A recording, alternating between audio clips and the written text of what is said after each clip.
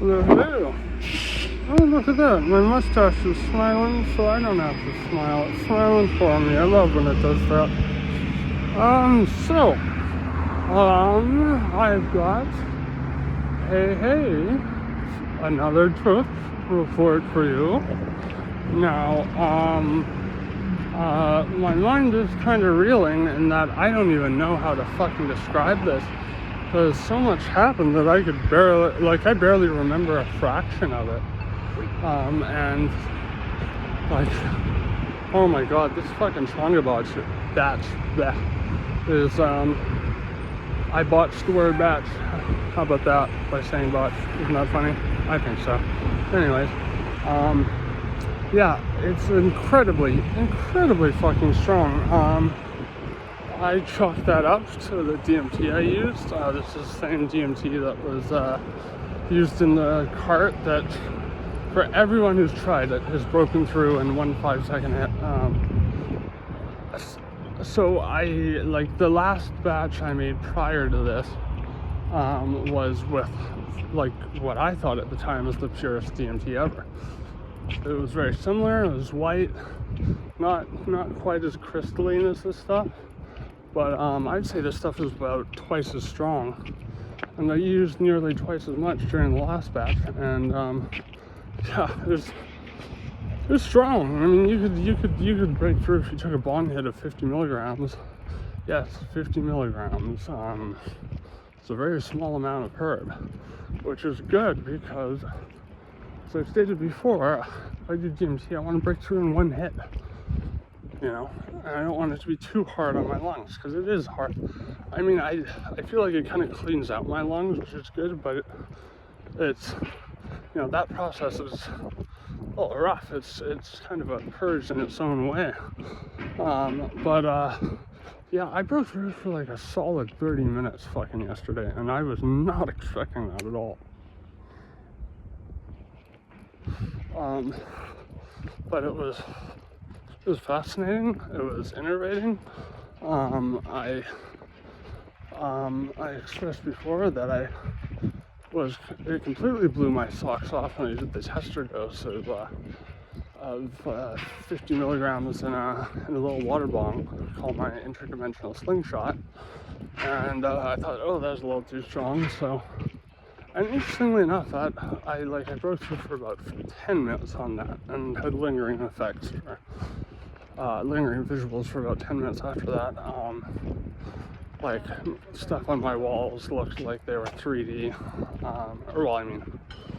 like 2D objects like calendars and stuff would have like 3D holograms of them, but this was like a full-on 30-minute breakthrough followed by like 10-20 minutes of visuals and just this antidepressant effect, this uplifting energy that just permeated me, and it actually mitigated so many of my withdrawal symptoms. And I had something happen that I've never had on DMT, and as you know, I've done my fair share of the stuff. I'd say probably like coming up to like 200 breakthroughs now, and I find that the DMT entities will react better to some music than others. Like typically, if I'm doing just straight NN DMT, I'll listen to breakcore.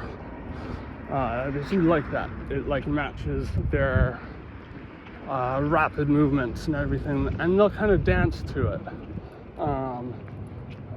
But with this, it was completely different. Like, usually I try not to listen to music with lyrics because like it just sounds so weird when you're in hyperspace. It's like you know, down the hall or something, echoing when the speaker's like right beside me.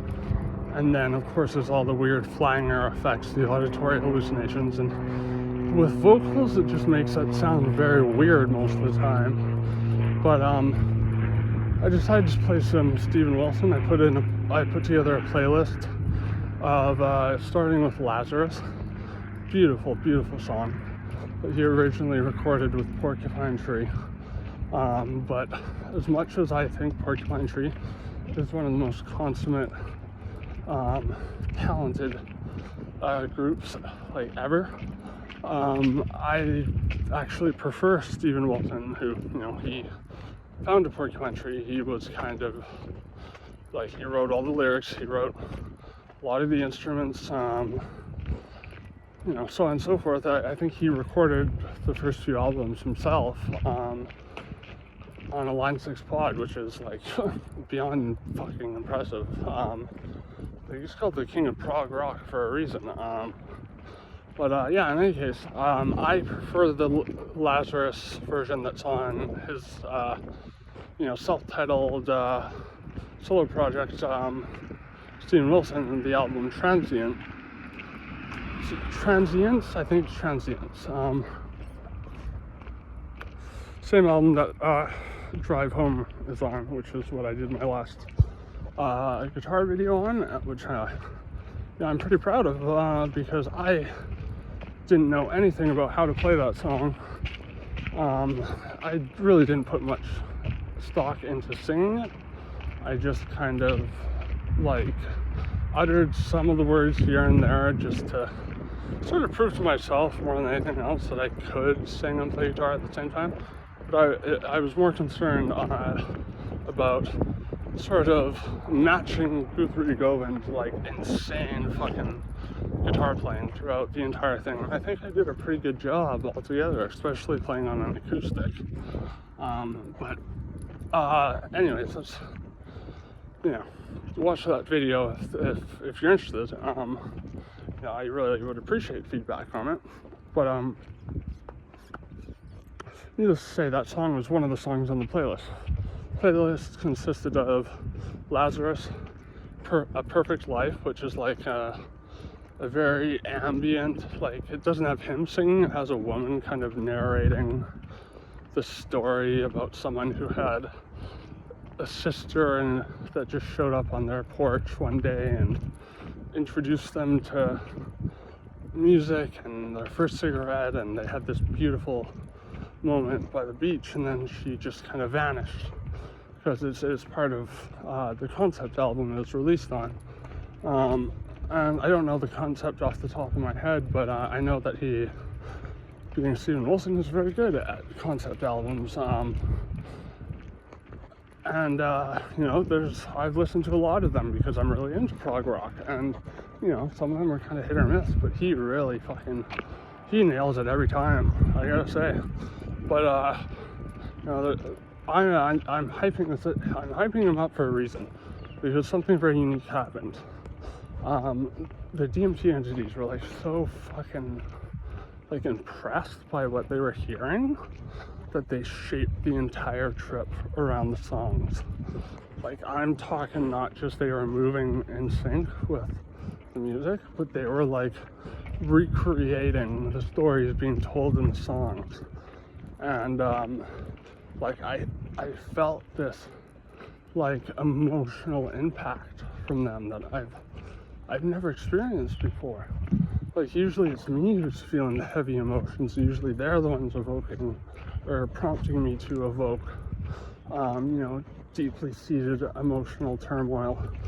But like, I had this feeling that the music, it just took them so off guard, and they were so happy, and so I found it such a palpable, moving experience. And so, like, oh god, so much happened so fast. I would say it was easily as the visuals were easily as fast as like an NMDMT breakthrough, but just stretched out, which is interesting because changa usually slows it down a bit, so you can process it a bit more. But not this time. No. And I just loaded 50 milligrams into a pipe, like a weed pipe sort of thing, that I bought specifically for it. I called it Zombie Mama. I'll show you what it looks like when I'm in the vicinity of it, and you'll see why, because it kind of looks like the head of the titular corpse bride in that Tim Burton movie. But I wasn't expecting to get so fucking blasted.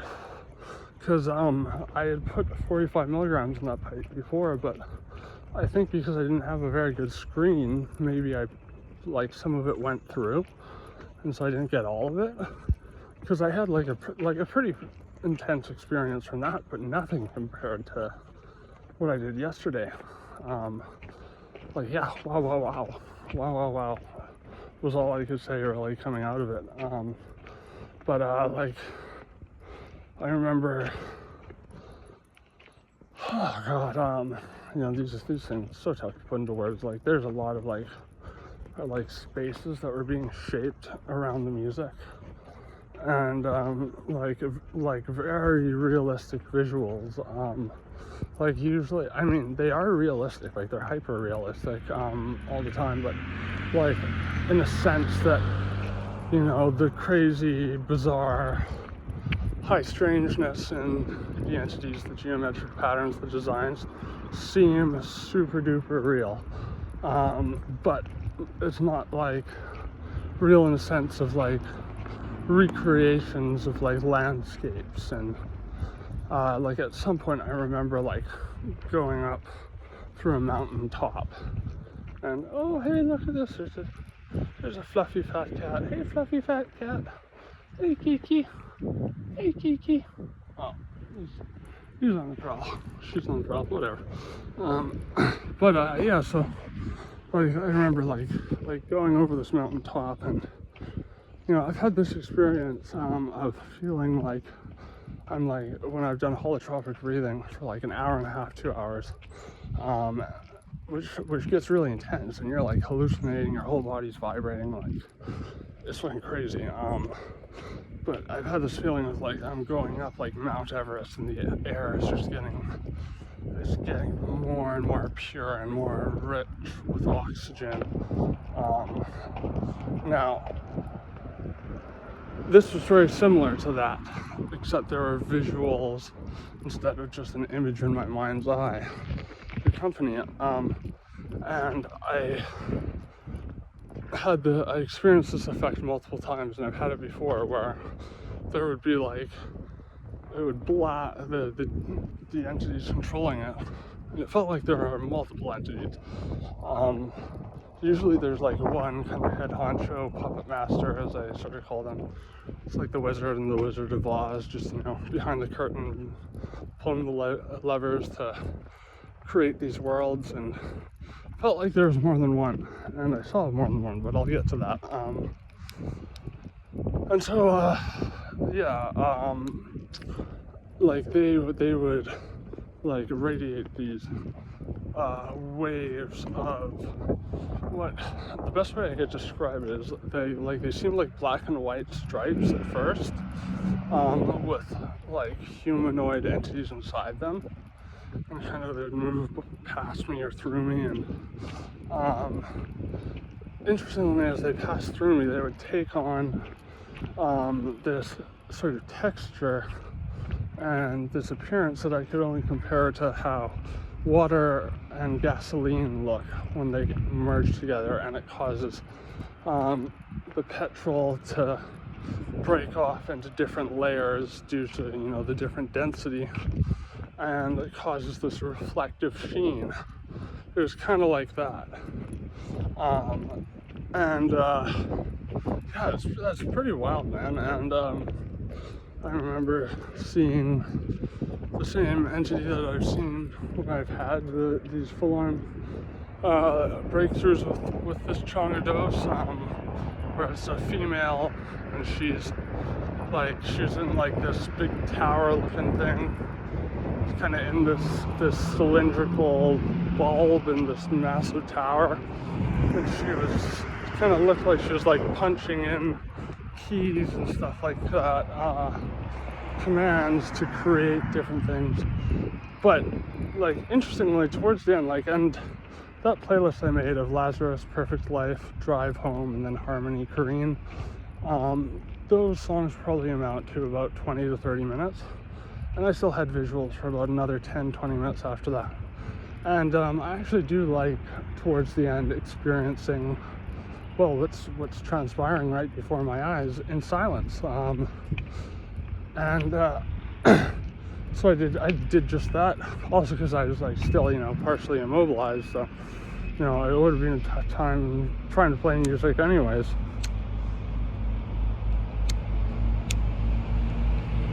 It's like a good way of gauging if you've broken through or not is whether you can move your body at all, whether you're in your body at all.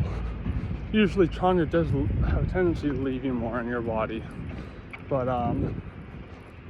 with this batch, I've had more breakthroughs than, well, not breakthroughs, sub-breakthroughs, threshold sort of, quote unquote, waiting room experiences. But yeah, no, interestingly enough, after all this, after I went through all these different spaces, these massive rooms and corridors that look like they're made of obsidian and fine gemstones, again, bear in mind, I saw so much that I can only recollect a very small fragment of it. And that usually only happens to me when I'm on ketamine, and I did ketamine that day, but it was like, it had worn off, far before that point. So towards the end, I'm watching the visuals start to gear down a little bit, but before they gear down out of hyperspace, this sort of doctor-looking dude, he kind of looked like Albert Hoffman in that Alex Gray painting, with the lab coat and the molecule of LSD around him. It looked like that, but green, and it seemed to be male. It's hard to tell for certain. It seemed to be male. There's a very intuitive sense I find to the entities, whether they're male or female. I don't think I've met any non-binary entities yet, or whatever. But I mean, who knows? As I said, can tell implicitly that they're one or the other. And the one that was sort of composing everything beforehand was very much female. Then this doctor guy poked his head out, and I could see him come at the side of my vision, and kind of poked his head out, and I also did it with the female entity, this little handshake, kind of silly little fist bump, I'm like something silly like that. It was just kind of like a endearing handshake that we do towards the end.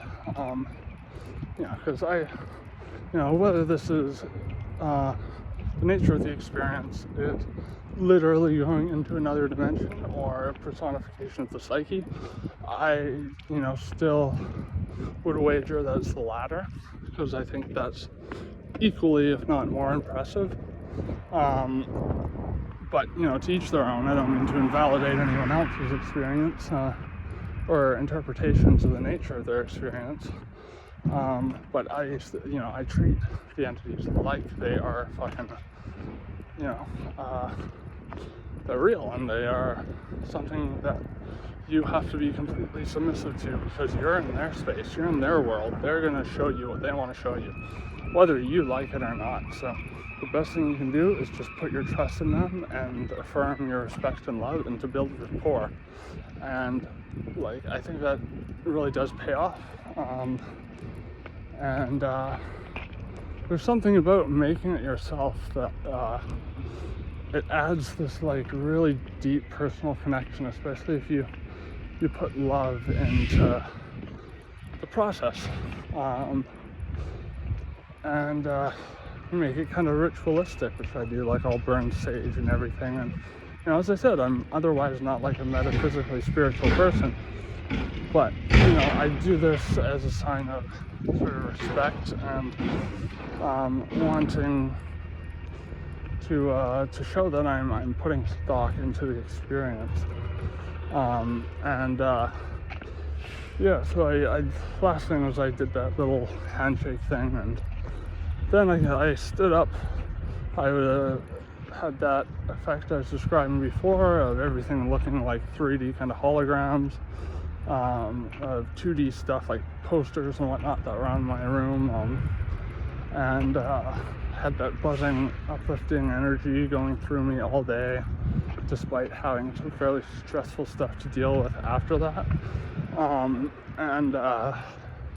Yeah, it's just a really beautiful experience. And again, this is the first time I've ever seen them completely mold the experience around the music. And I do plan on listening to that playlist again, which, for those of you who want to try it, Lazarus, I mean, you can listen to the Porcupine Tree version or the Steven Wilson version. They're both good. I think the Steven Wilson version is just a little bit more well produced. The one on Transient, you could listen to the live version if you're so inclined. I chose not to. I chose to listen to the recorded version because, you know, live comes with a variety of things. You know, it comes with the sound of an audience, and, you know, sometimes there's imperfections, even though Steven Wilson's a very great live musician with a top-tier band when it comes to talent. But yeah, so Lazarus, A Perfect Life, Drive Home, and then Harmony Korine were the 4 songs I had on that playlist. And, like, the DMT entities were, like, fucking mesmerized by it. They loved it, and it, like, these songs have always had a special place in my heart. I've been listening to Steven Wilson, Porcupine Tree, for a while. I've been listening to him since it was just Porcupine Tree and not his solo band, and before he became the most well-paid, highly sought-after producer for remastering discographies of like Prince, Yes, Genesis, Jethro Tull. He would spend an average of 400 hours on each song. I think I stated this in the video where I did an improv over Drive Home, but you know, they're very powerful songs that paint very, very vivid images, and that feel very, very real. Like you're kind of going through the experience the lyrics are describing. And so I plan on doing that again today, and I'll report back and tell you about that. But yeah, it's a little something for you. Anyways, I'm gonna go buy some smoke so I can continue to punish my fucking lungs, because yeah, things are stressful these days. But yeah, c'est la vie, right? Anyways, on that note, I will catch you on the fly side of fucking life. Stay slick.